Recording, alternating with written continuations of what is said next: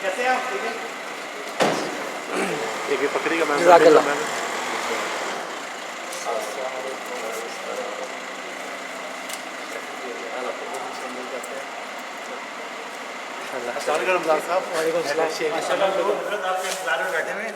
ماشاء اللہ. لیکن الحمد للہ ہلاک ہوئی نہیں.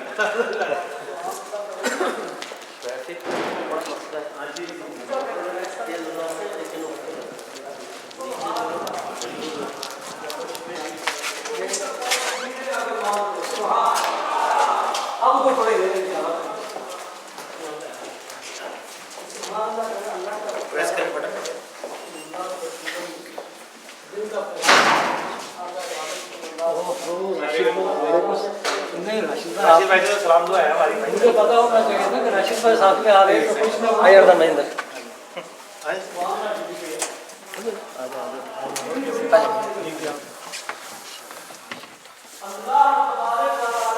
چھوڑ دو. ایک بجے سے نکلے تھے بس وہ 1 بجے نکلے. جی ہاں وہ دوسری جگہ پہ گئے تھے نا تو اس سے ملاقات کرنی. جب آپ نے فون کیا جن کو وہ کہا تھوڑی دیر میں نکلنے لگے بس اسی کو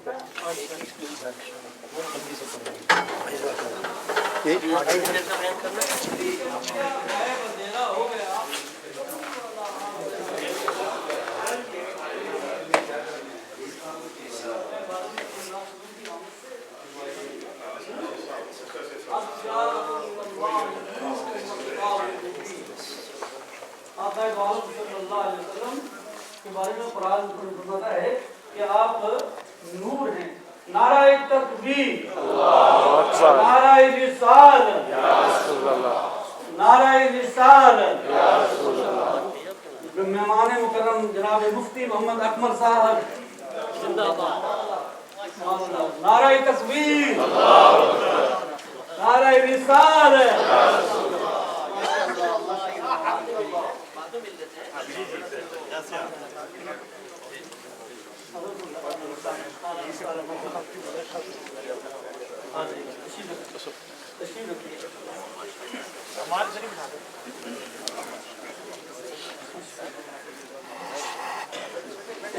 آپ لوگ سب بیٹھ جائیں. آپ لوگ بیٹھ جائیں پھر ملیں گے انشاءاللہ. مفتی صاحب کی اجازت کریں.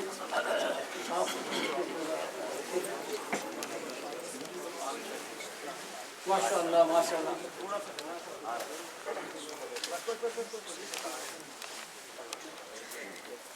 اب مفتی صاحب تشریف لائے ہیں اور آپ انتظار میں ہیں تو بجائے اس کے کہ میں کوئی لمبی بات کہوں میں آپ تشریف رکھیں بھی تشریف رکھیں. ہم سب سے پہلے تو حضرت کو ویلکم کرتے ہیں، خوش آمدید کہتے ہیں حیرو مسجد کی جانب سے، اپنے حیرو مسجد کے امام ہونے کی حیثیت سے، اور ہمارے ٹرسٹی جتنے بھی اس وقت موجود ہیں چیئرمین ناصر صاحب اور ان سب کی جانب سے، اور بالخصوص ہمارے جو اس آرگنائزیشن کے جناب جنہوں نے آرگنائز کیا ہے، ہمیشہ وہ کرتے ہیں جناب ہمارے بھائی رمضان بھائی صاحب، ان کی فیملی، ان سب کے لیے دعائیں کرتے ہیں کہ اللہ تبارک و تعالیٰ ان کا جو رشتہ ہے، یہ تعلق ہے، یہ قائم رہے. ہم انتظار میں تھے کہ مفتی صاحب تشریف لے آئیں، اب ان کی باتیں سنیں، کیونکہ آپ وارث نبی ہیں، صلی اللہ علیہ وسلم کی میراث کو تقسیم کرنے والے. کہ علماء جو ہیں یہ میرے وارث ہیں، ان کی ڈیوٹی ہے، علماء کی یہ ڈیوٹی لگی ہوئی ہے کہ یہ اپنے پیارے نبی صلی اللہ علیہ وسلم کی میراث کو، علم کو تقسیم کر رہے ہیں. لیکن ہم یہ سمجھتے ہیں کہ ہماری خوش قسمتی ہے، آپ بتائیں ذرا، کہ پیاسا کنویں کے پاس جائے پھر بھی ٹھیک ہے، لیکن کنواں پیاسے کے پاس آ جائے. اللہ اکبر، سبحان اللہ. ناصر صاحب، پیاسا کنویں کے پاس جائے تو ٹھیک ہے، اس کی پیاس ہے، لیکن اگر کنواں پیاسے کے پاس آ جائے، سبحان اللہ. ہماری یہ خوش قسمتی ہے، خوش نصیبی ہے आपकी करामत है फिर। सुभान अल्लाह। ये आप कहते हैं कि हमारी करामत है, मैं कहता हूँ कि हम पर हमारे प्यारे नबी वसल्लम की नज़र है कि इस मस्जिद में माशाल्लाह बड़ी बड़ी हस्तियाँ तशरीफ लाती हैं, और उनमें से हम हज़रत को पहले भी आप तशरीफ लाए तो हमने वेलकम किया। एक बहुत अच्छी बात जो मुझे मुफ्ती साहब के जो गुफ्तगू में और इनका जो अंदाज़ है वो बहुत अच्छा है। आप हमेशा इनको सुनते रहते हैं ARY में, आप हदीस का भी दर्ज देते हैं, कुरान का भी, और इसी तरह मुफ्ती भी हैं, फतवे भी देते हैं और मसाइल जो हैं वो भी बयान करते हैं। तो ये इतनी अच्छी बात है कि हज़रत आयशा सिद्दीक़ा रज़ी अल्लाह तआला अन्हा, हमारी माँ उम्मुल मोमिनीन, अल्लाह अकबर, उन्होंने आका दो आलम सल्लल्लाहु अलैहि वसल्लम की बारगाह में से आपसे एक बात सुनी। हज़रत आयशा सिद्दीक़ा रज़ी अल्लाह तआला अन्हा ने एक बात सुनी कि सरकार फरमा रहे हैं कि मन हुसिबा उज़्ज़िबा, ये हदीस बुखारी शरीफ में है। मुफ्ती साहब के सामने कोई बात हम जब भी करेंगे ज़रा तो ऐसी नहीं हो। मन हुसिबा उज़्ज़िबा कि जिसका हिसाब लिया गया क़यामत के दिन उससे अज़ाब होगा। हज़रत आयशा सिद्दीक़ा रज़ी अल्लाह तआला अन्हा ने प्यारे नबी सल्लल्लाहु अलैहि वसल्लम की बारगाह में अर्ज़ की, या रसूलल्लाह, अल्लाह ताला तो फरमाता है फसौफा युहासब हिसाबन यसीरा कि उस दिन तो बड़ा आसान हिसाब होगा कुछ लोगों का। इधर आप फरमा रहे हैं कि वो जो मनहू से उज़्ज़िबा, तो प्यारे नबी सल्लल्लाहु अलैहि वसल्लम ने इरशाद फरमाया,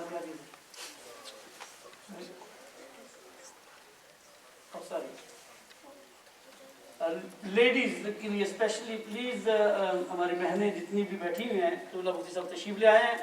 हम जानते हैं कि आप काफ़ी देर से इंतज़ार में थी, लेकिन आपसे गुजारिश है कि आप खामोश से बैठें, क्योंकि हमें इतला मिली है कि कुछ आवाज़ें आ रही हैं। तो अल्लाह का घर भी है और आपने बातें भी सुननी है, तो प्लीज़ खामोशी से बैठें। तो अब ये बात जो है हज़रत आयशा सिद्दीक़ा रज़ी अल्लाह ताला अन्हा उम्मुल मोमिनीन ने प्यारे नबी सल्लल्लाहु अलैहि वसल्लम की बारगाह में पेश कर दी। इस हदीस से सरकार दो आलम सल्लल्लाहु अलैहि वसल्लम ने फरमाया कि ये जो बात मैंने कही है ना, जो सीरा, ये तो सिर्फ होगा कि हिसाब पेश किया जाएगा, देखा जाएगा कि इसमें दुरूद भी है, सलात भी है, सलाम भी है। ये बात मैं अपनी तरफ से कह रहा हूँ, हदीस में ये बात नहीं है, लेकिन सिर्फ ये कि कहा जाएगा कि पेश किया जाएगा तो उसे कहा ठीक है चले जाओ। लेकिन मैं जो बात कह रहा हूँ कि जिसके हिसाब के बारे में उससे मुनाकशा किया गया, आर्गूमेंट की गई, सवाल किया गया, तो वो हलाक हो जाएगा। अच्छा, इस बात में ये मैं कहने की इसलिए कर रहा हूँ कि कहीं कहीं ऐसी बातें हम सुनते हैं तो हमें ज़रूरी है कि क्लैरिफिकेशन करें, हम पूछें। जैसे हज़रत आयशा सिद्दीक़ा रज़ी अल्लाह तआला अन्हा ने सरकार दो आलम सल्लल्लाहु अलैहि वसल्लम की बारगाह में याद किया, आपने सवाल किया। तो हमारे लिए भी बहुत सारे ऐसे मसाइल हैं, बहुत सारी ऐसी बातें हैं। इधर जाते हैं तो इमाम साहब कहते हैं क़द जाअकुम मिनल्लाहि नूर, तुम्हारे पास नूर आ गया। उधर जाते हैं कहते हैं क़ुल इन्नमा अना बशर, तो कह दो कि मैं बशर हूँ। तो हमें पूछना चाहिए, इस एक सवाल मैंने बात की है। इसी तरह हज़रत मुफ्ती साहब का ये कमाल है कि अहले सुन्नत वल जमात और प्यारे नबी सल्लल्लाहु अलैहि वसल्लम से मोहब्बत करने वाले, इश्क रखने वाले, इश्क रसूल सल्लल्लाहु अलैहि वसल्लम की शमा लेकर ये घर घर और जगह जगह उजागर कर रहे हैं।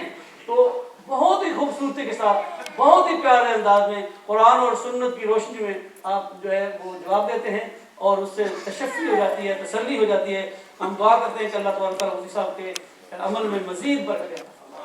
मैं मज़ीद कोई बात नहीं करना चाहता, मैं अब वेलकम करूँगा।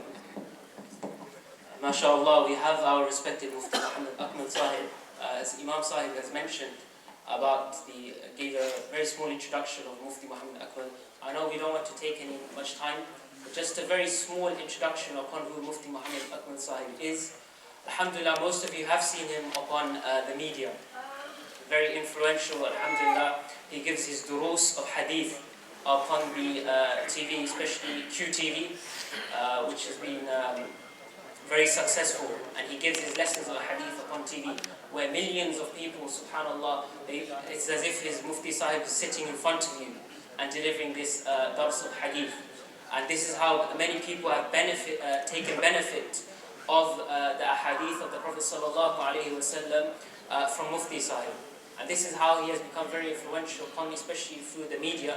And alhamdulillah, he's running an academy, Al-Furqan Academy, which is an academy where it's running under the supervision and the guidance of Mufti Sahib to make young students, young people, as well as different age groups, to train them to become ulama for this ummah.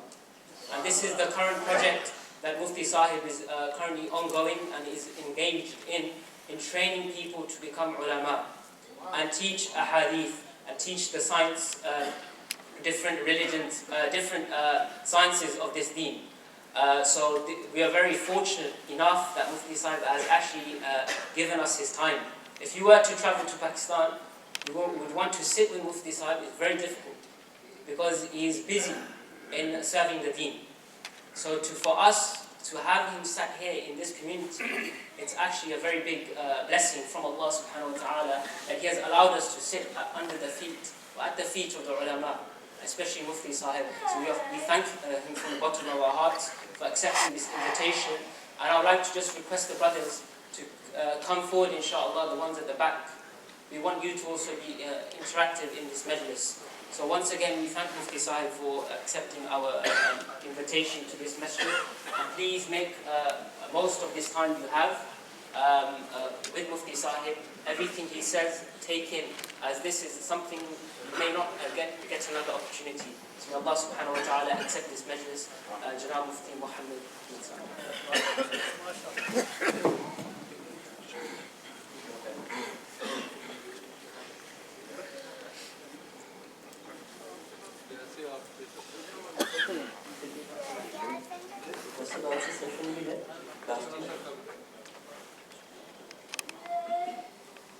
الحمد لله رب العالمين والصلاة والسلام على سيد الأنبياء والمرسلين أما بعد فأعوذ بالله من الشيطان الرجيم بسم الله الرحمن الرحيم قال تبارك وتعالى في القرآن المجيد والفرقان الحميد وابتغوا إليه الوسيلة صدق الله العظيم وصدق رسوله النبي الكريم وقال تبارك وتعالى في شان حبيبه إن الله وملائكته يصلون على النبي يا أيها الذين آمنوا صلوا عليه وسلموا تسليما اللهم صل على سيدنا ومولانا محمد وعلى آل سيدنا ومولانا محمد وآله وسلم. پیچھے بیٹھے ہیں سب کو آواز آ رہی کلیئر آ رہی؟ آپ اگر تھوڑا سا بیٹھ جائیں گے نا تو پھر میں بھی ڈسٹرب نہیں ہوں گا. اگر لگا کے بیٹھ جائیں گا. میرا تجربہ یہ ہے کہ جو ریکارڈ کرتا ہے نا وہ کبھی بھی سنتا نہیں ہے. وہ کہتا ہے گھر جا کے آرام سے لیٹ کے سنیں, اور وہ عموماً سننے کی برکت سے محروم ہوتا. باہر تو اولاً تو میں بڑی معذرت چاہتا ہوں کہ ہم تھوڑا سا لیٹ ہوئے اور آپ کو انتظار کی زحمت اٹھانا پڑی. پتہ نہیں کس سمجھدار کا یہ قول ہے کہ انتظار میں بڑی لذت ہے. مجھے بڑی کوفت ہوتی ہے انتظار سے, صحیح بات ہے, شدید قسم کی کوفت ہوتی ہے. تو میں آپ سے معذرت خواہ ہوں کہ ہمیں وقت پر ہی آنا چاہیے تھا, لیکن کچھ ہمارے دوست کا آپریشن تھا تو ان کی عیادت میں نے کرنا ضروری سمجھا. ایک ڈاکٹر صاحب کو ان کے لیے بہت ضروری تھا چند مسائل میں, اس لیے میں تھوڑی سی دیر میں اس پہ اولاً آپ سے معذرت چاہتا ہوں. ہمارے جتنے یہاں پہ علماء کرام تشریف فرما ہے ان سے ایک معذرت چاہتا ہوں کہ میں اوپر بیٹھا ہوں, آپ نیچے بیٹھے ہیں. لیکن ہوتا یہی ہے کہ ہیرے سمندر کے اندر نیچے ہوتے ہیں اور بلبلے اور جھاگ جو ہے نا یہ اوپر ہوتے ہیں. نکم میں اوپر بیٹھے ہیں اور حضرت نیچے, تو میں بڑی معذرت چاہتا ہوں کہ یہ ادب کے اختلاف ہے, درگزر فرما دیجیے گا تو مہربانی. الحمدللہ یہ میلاد مصطفیٰ صلی اللہ علیہ وسلم کا متبرک اور مبارک مہینہ ہے. ویسے تو اس کو اب یہ ربیع الثانی شروع ہوا, جو 11ویں شریف کا مہینہ کہتے ہیں, لیکن ہمارے لیے نبی کریم صلی اللہ علیہ وسلم کی نسبت سے ہر مہینہ متبرک ہی ہے, کیونکہ سرکار نہ ہوتے تو یہ مہینے بھی نہ ہوتے, سرکار نہ ہوتے تو یہ دنیا نہ ہوتی, اس لیے جو کچھ ہے وہ سرکار کے دم قدم سے ہے، اور جس کے دم قدم سے ہے اس کی طرف ہم اس کو منسوخ کر سکتے ہیں۔ میرے آقا صلی اللہ علیہ وسلم اللہ تعالیٰ کا بہت ہی بڑا انعام ہے۔ اللہ تعالیٰ نے ہمیں یہ انعام عطا فرمایا اور اس احسان کو یاد دلایا ہے۔ لقد من اللہ علی المؤمنین اذ بعث فیہم رسولا من انفسہم یتلو علیہم آیاتہ ویزکیہم ویعلمہم الکتاب والحکمہ۔ اللہ تعالیٰ فرماتا ہے کہ ضرور بے شک اللہ تعالیٰ نے مومنین پر احسان عظیم فرمایا کہ ایک رسول انہی میں سے ان کے درمیان بھیج دیا۔ اللہ نے احسان یاد دلایا۔ اب یہ ہمارا بڑی افسوسناک صورتحال ہے کہ ہمیں یو کے کا ویزا مل جائے تو ہم کہتے ہیں مبارک ہو جی یو کے کا ویزا ملا ہے، ہمارے یہاں بچہ پیدا ہو جائے تو ہم خوش ہوتے ہیں، امتحان میں پاس ہو جائے، کاروبار ترقی کر جائے، جاب لیس تھے جاب مل جائے تو ہم بڑے خوش ہو جاتے ہیں، اور ایسے آثار ہمارے اوپر ظاہر ہوتے ہیں کہ دوسرا پوچھنے پہ مجبور ہو جاتا ہے بڑے خوش نظر آ رہے ہو، خیریت تو ہے؟ تو ہم بتاتے ہیں، پھر خوشی شیئر کرتے ہیں تو جو اپنا ہوتا ہے۔ ویسے تو خواتین کہتی ہیں کسی کو بولو نہیں کہ کاروبار ترقی کر رہا ہے، نظر لگ جائے گی، تو ہم بعض اوقات اس میں بھی جھوٹ بول دیتے ہیں اور سوچتے ہیں جھوٹ بولنا شاید ہمارے لیے اس مقام پہ شرم جائز ہے کیونکہ نظر لگے گی، حالانکہ جائز نہیں ہوتا، لیکن ہم شریک کرتے ہیں، اپنی خوشی میں کسی کو شریک کرتے ہیں اور اس سے بھی ایک مزہ حاصل کرتے ہیں۔ تو کاش کبھی ایسا بھی ہوتا کہ ہم گھر سے باہر نکلتے، کوئی ہمیں دیکھتا اور کہتا آج بہت خوش نظر آ رہے ہو، خیریت تو ہے؟ تو آپ یہ کہتے یا ہم یہ کہتے ہیں کہ یار مجھے اس تصور نے آج بڑی خوشی دی ہے کہ اللہ تعالیٰ نے بغیر طلب کے مجھے اپنے حبیب کی امت میں پیدا کیا۔ بڑا احسان ہے اللہ تعالیٰ کا، آج میں سوچ رہا تو میں ایک عالم وجد میں چلا گیا ہوں، اور اللہ تعالیٰ کا بڑا کرم ہے کہ اس نے اس حبیب کی امت میں مسلمان بنا کر بھیجا، ورنہ تو کافر بھی ہیں جو امت دعوت کہلاتے ہیں، ہم امت اجابت ہیں، کافر امت دعوت کہلاتی ہے۔ اور یہ بھی اللہ کا بڑا کرم ہے کہ اس نے ہمیں محبت رسول سے سرشار کر، کیونکہ ہماری نگاہ جب بھی نبی کریم صلی اللہ علیہ وسلم کے لیے قرآن و حدیث پر اٹھے گی تو فضیلت اور کمال کا پہلو ہی تلاش کر کے لائے گی۔ اللہ نے ہمیں اس لعنت و مصیبت سے الحمدللہ بچایا ہوا ہے کہ ہم نبی کریم کے لیے کوئی نقص کا پہلو تلاش کریں، تو یہ بہت بڑا اللہ کا انعام ہے کہ اس نے ہمیں اپنا حبیب عطا فرمایا۔ تو کاش ہم اس پر اللہ کا شکر ادا کریں، کاش ہماری کوئی دعا اس سے خالی نہ ہو کہ اللہ تیرا بڑا شکر ہے کہ تو نے مجھے بغیر مانگے اپنے محبوب کی امت میں مسلمان بنایا۔ میں گزارش کرتا ہوں کہ جتنی میری بہنیں بھی سن رہی ہیں، آپ بھی اکثر یہ دعا مانگیں اور اپنے بچوں کو اس کا احساس دلائیں، کیونکہ یہ بہت بڑا انعام ہے، یہ بہت ہی عظیم انعام ہے۔ دیکھیں پچھلی امت کے بھی بہت سارے لوگ گزرے ہیں جو مسلمان تھے لیکن دوسرے نبی کی امت میں تھے، اللہ تعالیٰ نے ہمیں اس نبی کی امت میں پیدا کر دی۔ اچھا، اس امت میں بہت سے پیدا ہوئے جیسے میں نے عرض کیا کافر ہیں، ہمیں مسلمان بنایا۔ بہت سے ایسے ہیں کہ جنہیں محبت رسول کا شعور ہی نہیں ہے، گستاخی چھوڑ دیں، یعنی نام کے مسلمان ہیں، انہیں شعور ہی نہیں ہے بیچاروں کو کہ سرکار کی محبت کیا چیز ہے، سرکار سے نسبت اور تعلق کیا چیز ہے۔ اللہ تعالیٰ نے ہمیں اہل محبت میں پیدا کیا، تو اس لیے ہمیں خود اس کا احساس کرنا چاہیے اور اپنے بچوں کو احساس دلانا چاہیے، تاکہ ہمارے اندر سے اس کی بڑا فائدہ، بہت سے فائدہ یہ بھی ہوگا کہ ہمارے اندر جو ایک احساس کمتری بعض اوقات ہوتا ہے نا، کہ دیگر غیر مسلم کمیونٹیز کو دیکھ کر ہم کہتے ہیں یار دیکھو ان کو اللہ نے لمبے قد دیے ہیں، خوبصورت کھال ہے، گورا رنگ ہے، خوبصورت لوگ ہیں، ان کو اللہ تبارک و تعالیٰ نے دنیاوی بہت ساری ترقیوں سے نوازا ہے، طاقت سے نوازا ہے، ان کے پاس آج پاور ہے، سب کچھ ہے، ہمارے پاس کیا ہے؟ تو مجھے ایسے ایسے لوگ ملتے ہیں جو بیچارے نادانی میں کہتے ہیں یار ہم سے تو یہ اچھے ہیں، معاذ اللہ ثم معاذ اللہ۔ تو اس کو یہ سوچنا چاہیے کہ ہم سے خدا کی قسم کوئی بھی اچھا نہیں ہے، ہم سب سے اچھے ہیں، اس لیے کہ ہم وہ اچھے ہیں جن کے بارے میں موسیٰ علیہ السلام نے جب اللہ تعالیٰ کی بارگاہ سے امت کے فضائل سنے تو اللہ تعالیٰ کی بارگاہ میں عرض کی یا رب کریم کاش تو مجھے نبی نہ بناتا، اپنے حبیب کی امت میں پیدا فرماتا۔ تو ہم تو وہ خوش قسمت ہیں، اور میرے آقا صلی اللہ علیہ وسلم نے ارشاد فرمایا کہ بروز قیامت خدا کی قسم جب تک میں داخل جنت نہ ہو جاؤں، پچھلے نبیوں پر جنت حرام ہے، اور جب تک میری ساری امت داخل جنت نہ ہو جائے پچھلی امتوں پہ جنت حرام ہے۔ تو ہمیں یہ VIP پروٹوکول ملے گا میدان محشر میں۔ میں کبھی کبھی سمجھاتا ہوں، جیسے آپ میں سے جو ہندوستان یا پاکستان جاتے ہوں گے ملنے کے لیے تو خواہ کالر سیدھے ہو جاتے ہیں، ہمارے تھوڑا چوڑے ہو جاتے ہیں، رشتہ دار آ کے مل رہے ہیں جھک کر، تعجب کے نگاہوں سے دیکھ رہے ہیں، ارے حضرت ادھر بیٹھیے، دعوت کر رہا ہے، کوئی کھانے کے لیے بلا رہا ہے۔ تو یہاں پہ کوئی ہاتھ بھی نہیں ملاتا، پوچھتا بھی نہیں ہے، لیکن وہاں جاتے ہیں تو وہ مرکز نگاہ بن جاتا ہے، تو اس سے خوشی محسوس ہوتی ہے، ایک مطلب بڑا پن کا احساس ہوتا ہے، ایک فخر کا احساس ہوتا ہے۔ اور ہم بعض اوقات یوں پاکستانیوں کو ہندوستانیوں کو دیکھ رہے ہوتے ہیں کہ بے وقوفو تم لوگ یہ رہ گئے، ہمیں سمجھدار ویزا لے کے دیکھو یو کے پہنچ چکے ہیں۔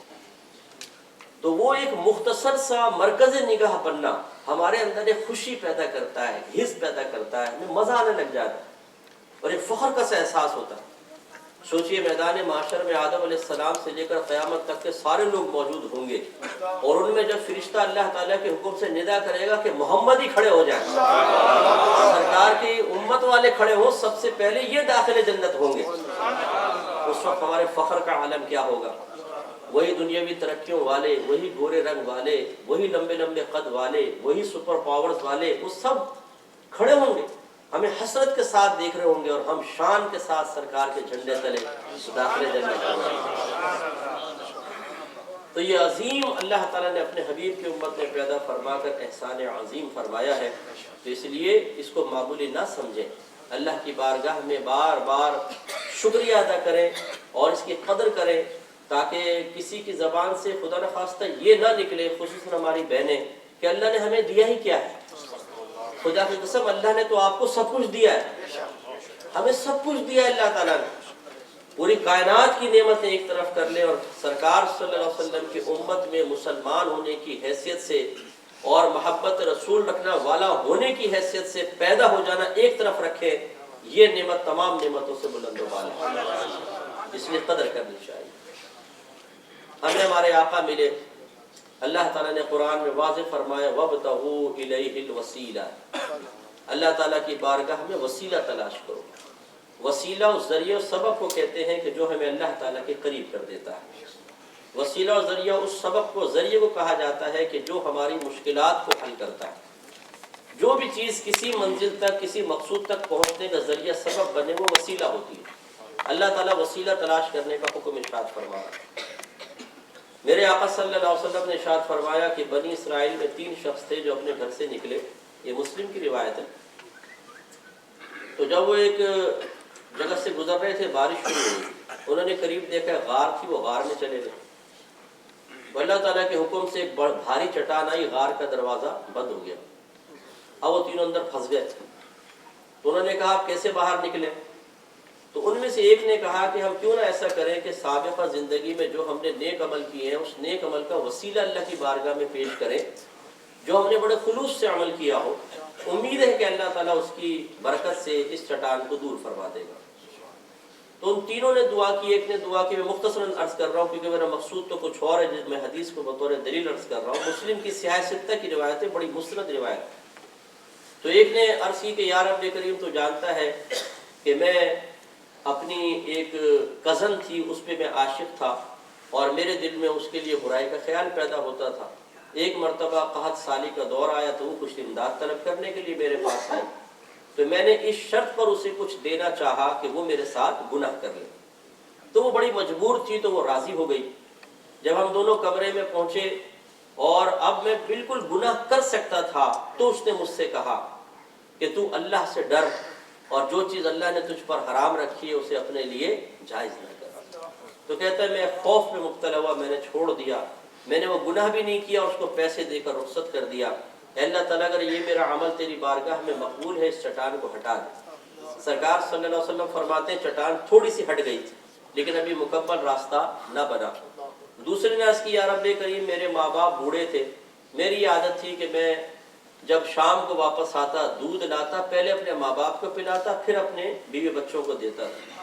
ایک دفعہ جب میں واپس آیا تو میرے ماں باپ سو چکے تھے، تو میں دودھ کا پیالہ پکڑ کر ساری رات ان کے بستر کے قریب کھڑا رہا میرے بچے مجھ سے دودھ مانگتے رہے لیکن میں نے ان کو دودھ نہیں دیا. میرا ارادہ یہ تھا کہ پہلے ماں باپ کو دوں گا پھر اپنے بچوں کو. چنانچہ جب صبح میرے ماں باپ جاگے ہیں پہلے ان کو دودھ پلایا پھر اپنے بچوں کو. اگر یہ ماں باپ کا ادب تیری بارگاہ میں قبول ہے تو اللہ تعالیٰ اس چٹان کو ہٹا دے. سرکار فرماتے چٹان اور ہٹ گئی لیکن تھوڑا سا فاصلہ پھر بھی رہ گیا.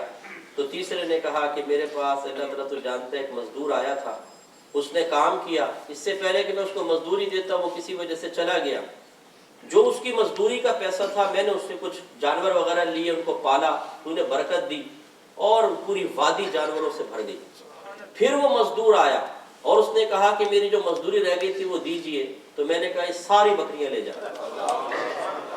تو وہ حیران ہوا اور کہا کہ مجھ سے مذاق کرتے. میں نے کہا نہیں, یہ اصل میں تیرے پیسے کی برکت سے سب کچھ ہوا ہے تو لے جا. وہ ساری کی ساری بکریاں لے گئے. اے اللہ تعالیٰ اگر امانت کا یہ لوٹانا تیری بارگاہ میں مقبول ہے چٹان کو ہٹا دے. سرکار فرماتے ہیں چٹان مکمل طور پر ہٹ گئی. تو ذرا غور فرمائے کہ میرے آقا صلی اللہ علیہ وسلم نے یہ واقعہ کیوں بیان فرمایا. اس لیے کہ چلو تھوڑا قصے کہانی سنائے تھوڑا وقت اچھا پاس ہو جائے گا, نہیں. میرے آقا صلی اللہ علیہ وسلم نے اسی قرآنی آیت کی تفسیر بیان کرتے ہوئے گویا کہ یہ واقعہ بیان کر دیا ہے کہ جب بھی تم کسی مشکل اور پریشانی میں پھنس جاؤ تو اللہ تعالیٰ کی بارگاہ میں اس کی بارگاہ کے مقبول چیزوں کا وسیلہ پیش کرو.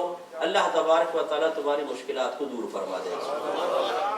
تو بس ہم یہ کہتے ہیں کہ نبی کریم صلی اللہ علیہ وسلم سے بڑھ کر کوئی وسیلہ ایسا ہو سکتا ہے جو اللہ تعالیٰ کی بارگاہ میں مقبول ہو؟ یقیناً نہیں ہو سکتا. تو لہٰذا ہمیں چاہیے کہ اپنے پیارے آقا صلی اللہ علیہ وسلم کو اللہ تعالیٰ کی بارگاہ میں قرب حاصل کرنے کے سلسلے میں, جنت میں اعلیٰ مقام حاصل کرنے کے لیے, اپنی مشکلات کے حل کے لیے, برکات کے حصول کے لیے اور مختلف چیزوں کو حاصل کرنے کے لیے وسیلہ بنایا جائے تو اللہ تبارک و تعالیٰ ہمیں مایوس نہیں فرمائے گا. اور یہ کوئی 15ویں صدی ہجری کا عقیدہ نہیں. دیکھیں صحابہ کرام علیہ رضوان نے اپنی حاجات کے لیے نبی کریم صلی اللہ علیہ وسلم کو کیسے وسیلہ بنایا ہے. حضرت ابو ہریرہ رضی اللہ تعالیٰ عنہ سرکار کی بارگاہ میں آئے, عرض کیا رسول اللہ صلی اللہ علیہ وسلم میں بہت ساری حدیثیں آپ سے سنتا ہوں لیکن یاد نہیں رہتی, ذہن سے نکل جاتی. میرے آقا صلی اللہ علیہ وسلم نے فرمایا ابو ہریرہ اپنی چادر بچھائے. چادر بچھائی, میرے آقا نے 3 دفعہ ایسے کیا جیسے کوئی چیز اٹھا کے ڈال رہے, نظر نہیں آ رہا, ایسے ڈال.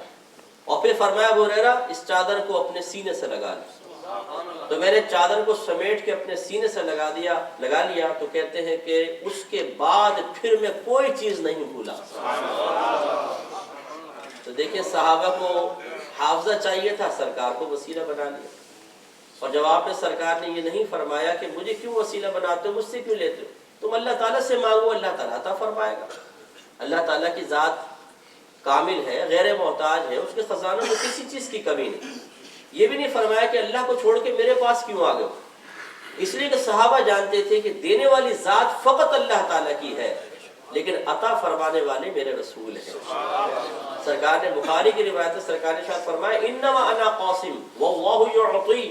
ارشاد فرمایا کہ محض میں تو تقسیم کرنے والا ہوں, میرا رب مجھے عطا فرماتا ہے.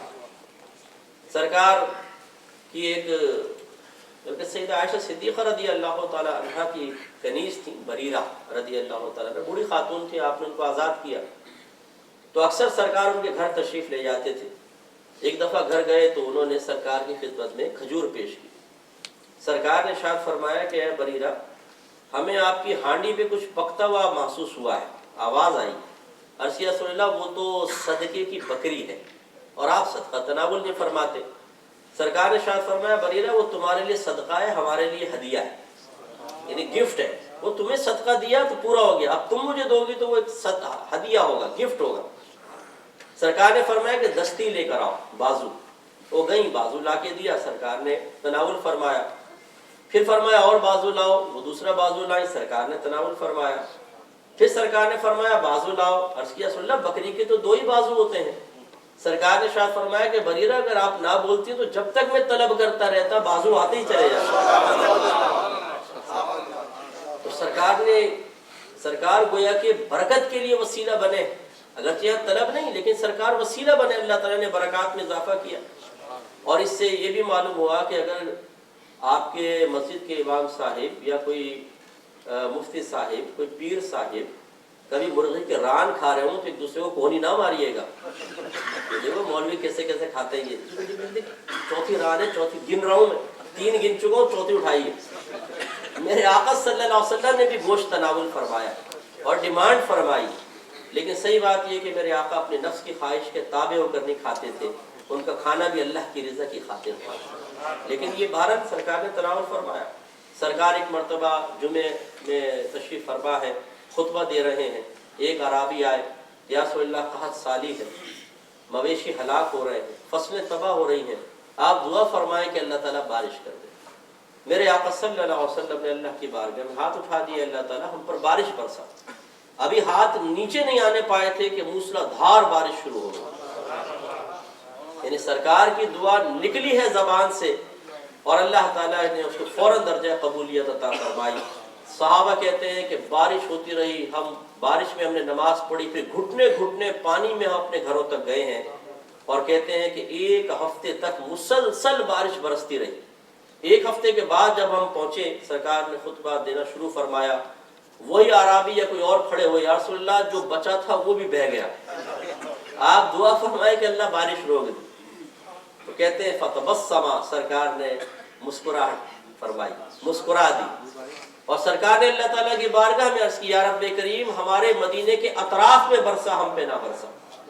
صحابہ کہتے ہیں ہم نے دیکھا کہ بادل سائڈ میں ہٹتے چلے جا رہے ہیں. سرکار جہاں اشارہ فرماتے ہیں مدینے کے اطراف میں بادل تھے, اطراف میں بارش ہو رہی تھی, مدینے میں 1 قطرہ بھی بارش نہ برسی. تو آپ دیکھیں کہ صحابہ کرام نے اپنی حاجات کی تکمیل کے لیے کیا انہوں نے براہ راست اللہ سے دعا نہیں کی ہوگی؟ یقیناً کی ہے, لیکن نبی کریم صلی اللہ علیہ وسلم کو وہ بہت بڑا وسیلہ سمجھتے تھے, کیونکہ اللہ تعالیٰ نے فرمایا ہے کہ اللہ کی بارگاہ میں وسیلہ تلاش کرو. ایسے ہی حضرت ربیعہ رضی اللہ تعالیٰ عنہ, ان کی یہ ڈیوٹی تھی کہ رات میں سرکار صلی اللہ علیہ وسلم کی بارگاہ میں جب سرکار تہجد کے لیے کاشان اقدس سے باہر تشریف لاتے تو لوٹا اور مسواک پیش کیا کرتے تھے. یہ کہتے ہیں کہ ایک دفعہ نبی کریم تشریف لائے, سخت سردیوں کی رات تھی, تو جب میں نے لوٹا مسواک پیش کیا تو سرکار کا دریا رحمت جوش میں آیا, اور سرکار نے ارشاد فرمایا کہ اے ربیعہ مانگو کیا مانگتے, سل ربیعہ کے الفاظ, سل ربیعہ مانگ کیا مانگتا.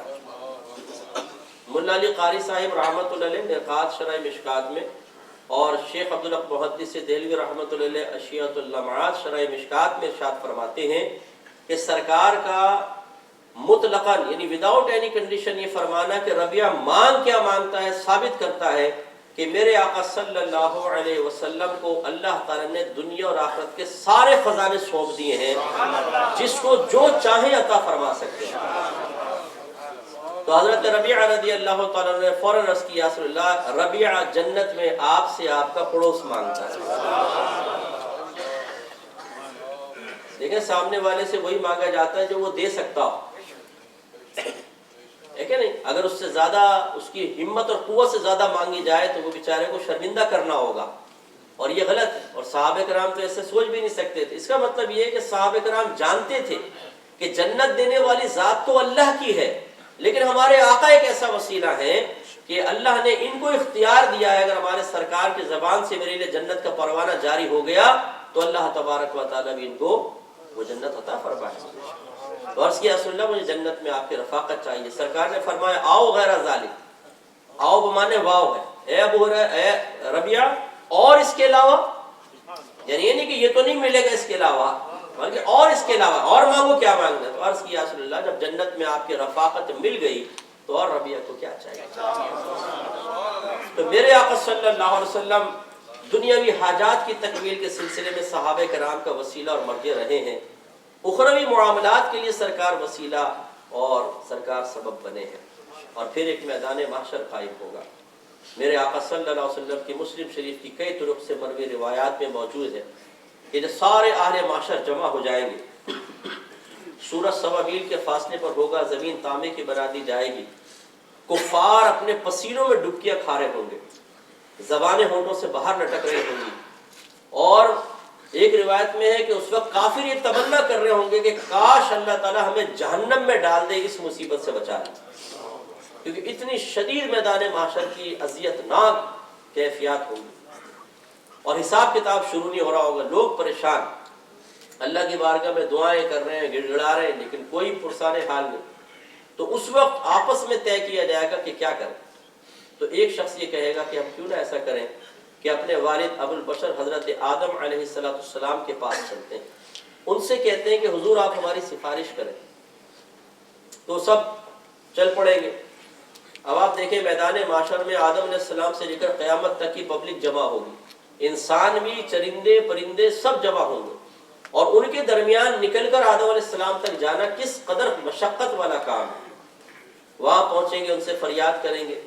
آدم علیہ السلام ارشاد فرمائیں گے کہ آج یہ منصب میرے پاس نہیں، اگر تمہیں سفارش کروانی ہے تو تم ایسا کرو، نوح علیہ السلام کے پاس جاؤ.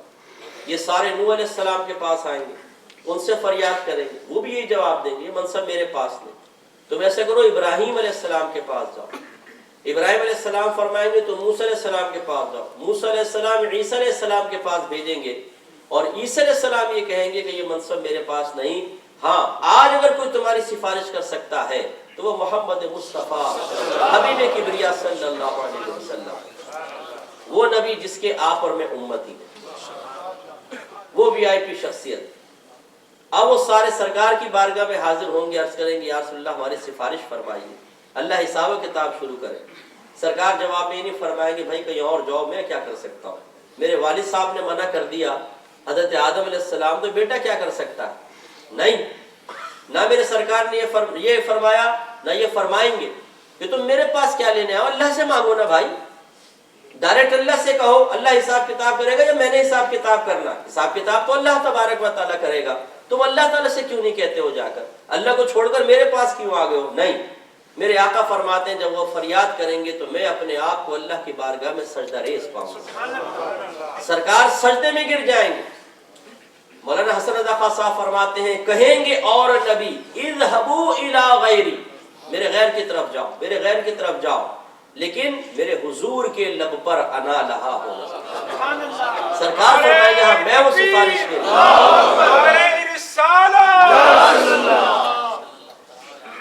اللہ تعالیٰ ارشاد فرمائے گا ارفع راسک یا محمد، اے محمد آپ اپنا سر اٹھائیے، سل تعطا، آپ مانگیے آپ کو عطا کیا جائے گا، اشفع تشفع، آپ شفاعت کریں آپ کی شفاعت قبول کی جائے گی. اور پھر سرکار شفاعت فرمائے. تو غور فرمائے کہ میدان معاشر میں سب سے بڑا اللہ تعالیٰ کی بارگاہ میں پہنچنے اور اس کی بارگاہ سے انعامات حاصل کرنے کا وسیلہ کون؟ ہمارے آقا صلی اللہ علیہ وسلم. اور قربان جائیے سب لوگ سرکار کی بارگاہ میں جائیں گے، پہنچیں گے اور فریاد کریں گے، اور اللہ تعالیٰ نے آپ کو مجھے اسی نبی کے امت میں پیدا کیا. اتنا بڑا اللہ کا یہ احسان عظیم ہے.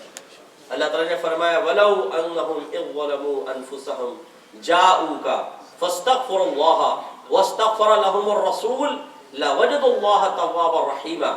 یہ بہترین آیت ہے قیامت تک کے مسلمانوں کے لیے کہ اپنے نبی کو وسیلہ بنایا جائے. اللہ تعالیٰ فرماتا ہے حبیب اگر یہ لوگ اپنی جانوں پر گناہوں کے ذریعے ظلم کر بیٹھے تو کیا کریں؟ 2 رکعت نماز نفل صلاۃ التوبہ پڑھ کے میری بارگاہ میں دعائیں کریں؟ نہیں. حج کرنے چلے جائیں؟ نہیں. کثرت سے صدقہ کریں؟ نہیں. اس آیت میں بیان فرمایا کہ اگر یہ اپنی جانوں پہ کثرت ظلم کر بیٹھے جاؤ کا حبیب آپ کی بارگاہ میں حاضر ہو جائے. واستغفر اللہ، پھر اللہ تعالیٰ کی بارگاہ میں استغفار کریں. واستغفر لهم الرسول، اور یہ رسول بھی ان کے لیے استغفار کریں. لوجد اللہ توابا رحیما، تو یہ اللہ تعالیٰ کو ضرور بہت بخشنے والا مہربان پائے. اللہ نے وسیلہ بنایا ہے اپنے حبیب کو صلی اللہ علیہ وسلم کو. لہٰذا میرے پیارے بھائیوں اور مجھے پردے میں رہ کر سننے والی پیاری بہنوں، ہمیں چاہیے کہ اپنے آقا صلی اللہ علیہ وسلم کے عظیم وسیلے کی قدر کریں. اور میں آپ کی سوچ دیتا ہوں، ایک فکر دیتا ہوں. دیکھیں عقیدہ مسلمانوں کا یہی ہے، اور ہمارا الحمدللہ عقیدہ یہ ہے کہ دینے والی ذات فقط اللہ تعالیٰ کی ہے. اللہ تعالیٰ سے ہی طلب امداد افضل ہے، اولا ہے. اللہ تعالیٰ دینے میں کسی کا محتاج نہیں، سارے خزانے اسی کے دستے قدرت میں ہیں. لیکن ہم اللہ تعالیٰ کی عادت دیکھتے ہیں کہ عادت الہیہ یہی جاری ہے کہ اللہ تعالیٰ جب بھی عطا فرماتا ہے کسی نہ کسی وسیلے سے ہی عطا فرماتا ہے. تو اس لیے ہم یہ کہتے ہیں کہ جب اللہ تعالیٰ غیر محتاج ہونے کے باوجود اپنے مختلف وسائل اور ذرائع اور اسباب اختیار فرماتا ہے اور ہم تک اس نعمت کو ان وسیلوں کے ذریعے پہنچاتا ہے تو ہم تو محتاج ہیں، ہمیں تو بدرجہ اولا وسیلہ اختیار کرنا چاہیے۔ لہذا ہمارے آقا صلی اللہ علیہ وسلم کے ذات اقدس وہ ہے کہ جو اللہ تعالیٰ کی بارگاہ تک پہنچنے کے لیے بھی عظیم وسیلہ، ان کی اللہ کی بارگاہ سے انعامات حاصل کرنے کے لیے بھی عظیم وسیلہ، اللہ تعالیٰ کی بارگاہ سے اپنے گناہوں کا کفارہ بنانے کے سلسلے میں بھی عظیم وسیلہ ہے۔ تو اللہ تعالیٰ نے چونکہ قرآن قیامت تک کے لیے نازل کیا، اس لیے وَلَوْ أَنَّهُمْ والی آیت قیامت تک کے مسلمانوں کے لیے ہے۔ گویا کہ اللہ تعالیٰ آپ سے بھی فرما رہا ہے کہ کبھی اپنی جانوں پر ظلم کر بیٹھو تو اے لوگوں میرے حبیب کی بارگاہ میں حاضر ہو جاؤ اور اس کی بارگاہ میں پہنچنے کے بعد استغفار کرو، پھر یہ نبی بھی تمہارے لیے دعائے بخشش و مغفرت کریں گے تو تم ضرور اللہ کو بہت بخشنے والا مہربان پاؤ۔ اب علماء فرماتے ہیں کہ ہر شخص تو ایسا نہیں کر سکتا کہ مدینہ پہنچے سرکار کے روضہ انور کے سامنے۔ اگر ایک گناہگار غریب آدمی ہے اور وہ مدینے تک کا خرچہ نہیں اٹھا سکتا ہے اور اس سے گناہ سرزد ہو گیا تو وہ اپنے سرکار کی بارگاہ میں کیسے حاضر ہو؟ تو علماء بیان فرماتے ہیں کہ اللہ تعالیٰ نے جب حکم فرمایا ہے تو یقینی سی بات ہے کہ ہر ایک کو حکم فرمایا ہے، صرف امیر کو تو مخاطب نہیں کیا، صرف مالدار کو تو مخاطب نہیں کیا۔ اللہ تعالیٰ نے قرآن پاک امیروں کے لیے نازل کیا ہے، صرف یو کے والوں کے لیے نازل کیا تھا؟ پاکستانی بھی شامل ہے نا بھائی، بنگلہ دیشی بھی شامل ہے نا، ہندوستانی بھائی بھی، ہمارے مسلمان بھائی بھی شامل ہے۔ اللہ نے تعالیٰ نے تو ہر ایک کے لیے بیان فرمایا، تو بھی غریب کیسے کرے گا؟ علماء فرماتے ہیں اللہ کی قدرت کاملہ پہ اعتماد رکھ کر وہ جہاں پر بھی دنیا کے گوشے میں ہو، اگر خطا ہو جائے اپنے سرکار کی طرف متوجہ ہو اس یقین کے ساتھ کہ میں سرکار کی بارگاہ میں عرض کروں گا، اللہ تعالیٰ اپنی قدرت کاملہ سے میری آواز سرکار کی بارگاہ میں پہنچائے گا تو سرکار سنیں گے اور سننے کے بعد میرے لیے ہاتھ اٹھا کر دعا بخشش و مغفرت فرمائیں گے تو اللہ تعالیٰ ضرور میری بخشش و مغفرت کرے گا۔ اس لیے جہاں کہیں وہ اپنے سرکار سے تعلق کو مضبوط کریں۔ تو میں آپ کو ایک سوچ دیتا ہوں کہ 5 منٹ کا مراقبہ یہ اپنی عادت بنائیں۔ رات کو بستر پہ سونے سے پہلے آپ صرف 5 منٹ، چلے 5 منٹ زیادہ ہے، 1 منٹ سے آغاز کریں، آنکھیں بند کریں اور اپنے سرکار سے باتیں شروع کریں۔ بالکل ایسا تصور کریں میرے آقا میرے سامنے جلوہ ہو۔ عقیدہ یہ ہونا چاہیے کہ اللہ تعالیٰ اپنی قدرت کاملہ سے میری آواز میں اپنے حبیب کے کانوں تک پہنچائے گا اور سرکار سے آپ باتیں کریں، یا رسول اللہ میں ایک بے عمل انسان، اگر ہے کوئی تو یا رسول اللہ میں بے عمل انسان ہوں، نیک بننا چاہتا ہوں، نفس و شیطان مجھے بننے نہیں دیتا، آپ کی مدد کے بغیر میں کچھ نہیں کر سکتا، سرکار مجھ پہ کرم فرمائے۔ کبھی کہیں یا رسول اللہ میں بڑا شکر گزار ہوں کہ اللہ تعالیٰ نے مجھے آپ کی امت میں پیدا کیا، دنیا میں اگر بظاہر مجھے کچھ نعمتوں سے محرومی بھی ہے تو جیسے ہی موت کا جھٹکا آئے گا، اچھی موت، پھر قبر کے اندر راحتیں، پھر میدان معاشر میں عزت، اور پھر میں آپ کے قدموں کی برکت سے جنت میں جاؤں گا، یا رسول اللہ آپ کا بڑا کرم ہے، بڑا شکریہ ہے۔ اس طریقے سے اپنے سرکار سے باتیں آدمی کرے اور اپنی حاجات ان کی بارگاہ میں پیش کریں۔ خصوصاً میں اپنی بہنوں سے گزارش کرتا ہوں، جعلی قسم کے عاملین اور ڈبے پیروں کے قدموں میں بیٹھ کر اپنے لاکھوں روپے برباد کرنے کے بجائے آپ قرآن پاک کی آیت پر عمل کرتے ہوئے کیوں نہ براہ راست اپنے سرکار کی بارگاہ میں عرض کریں؟ کیوں کہیں پہ آپ جاتے ہیں؟ میرا سرکار تو اتنا بڑا وسیلہ ہے، میں منع نہیں کرتا ہوں، عاملین ہر ایک عامل غلط نہیں ہے، ہر کوئی پیر غلط نہیں، میں نے اسی لیے ڈبے اور جعلی کا لفظ کہا ہے۔ آج کل لوٹنے والے ہزاروں، سینکڑوں لوٹنے والے۔ ہمارے ایک یو ایس کے اندر ایک دوست تھے، وہ میرے پاس آئے، مجھے بتایا کہ جی وہ میرا بیٹا جو تھا وہ گھر چھوڑ کے چلا گیا، تو میری زوجہ بیچاری بہت پریشان بیمار ہو گئی، تو کبھی اس کے پاس جائے اس کو پیسے دے، اس کے پاس جائے اس کو پیسے دے، کوئی حل ہی نہیں ہو رہا۔ تو کہنے لگے ابھی جو لاسٹ میں ہمیں ایک بابا مل گیا، بابا شکاری، تو اس بابا شکاری نے کہا کہ 50,000 روپے دو، گارنٹی کے ساتھ میں ایسا عمل کروں گا تمہارا بیٹا تمہارے دروازے پر آئے۔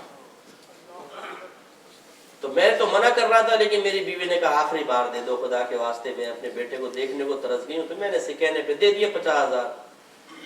تو اس نے کہا کہ اب آپ امریکہ جائیں، بے فکر رہیں، آپ کے گھر پہ پہنچے گا بیٹا۔ آ گئے جی، 1 ہفتے میں کہا تھا پہنچے گا، 1 مہینہ گزرا، 2 مہینے گزرے، 3 مہینے گزرے، تو کہنے لگے میں نے بابا کو فون کیا، میں نے کہا بابا جی بیٹا تو آیا نہیں۔ کہنے لگے مجھے کچھ مت کہو، تم پر افسوس ہے۔ میں نے کہا کیوں؟ کہنے لگا میں نے تو اس کو بھیجا تھا دروازے پہ، تم نے دروازے ہی نہیں کھولا۔ واپس چلا گیا۔ اب اس طرح کے جب شرارتی بابے ہوں گے، آپ اندازہ کریں تو ہماری گھر کی بہنیں شوہروں کی پاکٹ سے جیبیں نکال کر اپنی ساس کو قابو میں کرنے کے لیے، شوہر کو مکمل اپنا غلام بنانے کے لیے اپنی نندوں کی زبانیں بند کرنے کے لیے ایسے عاملین کے پاس جاتی ہیں کہ جو نہ عزت چھوڑتے ہیں نہ آدمی کا مال چھوڑتے ہیں، کیوں نہ ہم اپنے آقا صلی اللہ علیہ وسلم کی بارگاہ میں حاضر ہوں؟